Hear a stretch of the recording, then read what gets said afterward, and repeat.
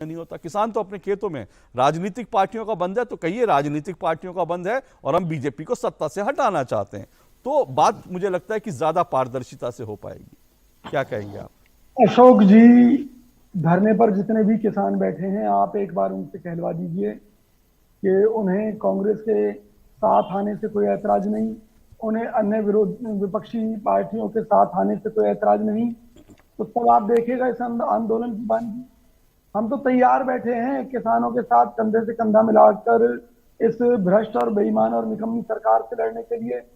लेकिन किसानों ने स्पष्ट कहा हुआ है कि ये किसानों का आंदोलन है और उन्हें इस मुद्दे पर किसी भी राजनीतिक दल का सहयोग नहीं चाहिए। सहयोग तो हो रहा है विजय जी, साफ तौर पे दिख रहा है। तस्वीरें आप मुझे बता बताइए, दीजिए। मैं आपको जो तस्वीरें दिखा रहा था, मैं जो आपको तस्वीरें दिखा रहा हूँ, और मैं जो आपके चैनल हाँ पर ही रिकॉर्ड दिखाया जा रहा है कि हजारों करोड़ का नुकसान इस बंद से हो रहा है, और दूसरी तरफ ये खबरें दिखाई जा रही हैं कि भारत बंद का कोई असर नहीं है।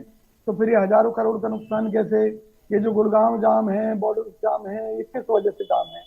मैं एक छोटी सी बात अशोक जी आपसे जानना चाहता हूँ जी कि आप खिचड़ी खाना चाहते हैं और मैं जबरदस्ती आपके पीछे पड़ा हुआ हूँ कि नहीं जी मैं तो आपको जो है पनीर टिक्का खिलाऊंगा, पनीर टिक्का खिलाऊंगा। तो आप ये बताइए कहाँ की दादागिरी है?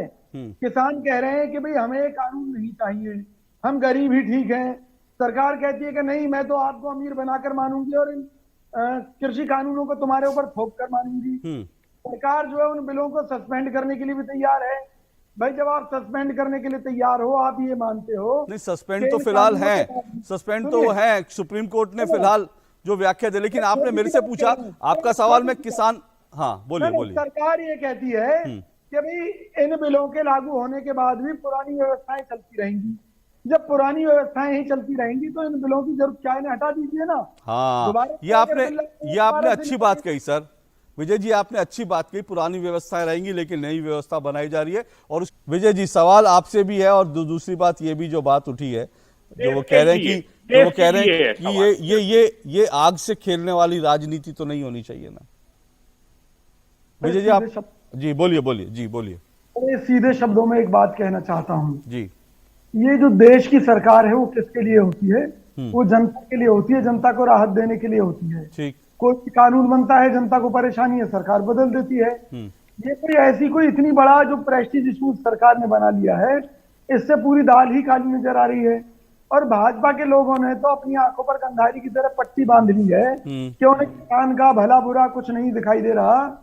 कोई ये सवाल पूछने के लिए तैयार नहीं है कि 2 करोड़ रोजगार की बात थी, अच्छे दिनों की बात थी, तो जो जितने भी वादे थे, दावे थे, ये सब फेल क्यों हुए? विजय जी एक मिनट, विजय जी एक मिनट है, तो इस देश में तय कैसे होगा कि टिकैत जो कहेंगे वही सही है या फिर देश का बाकी किसान जो कहेगा वो सही है?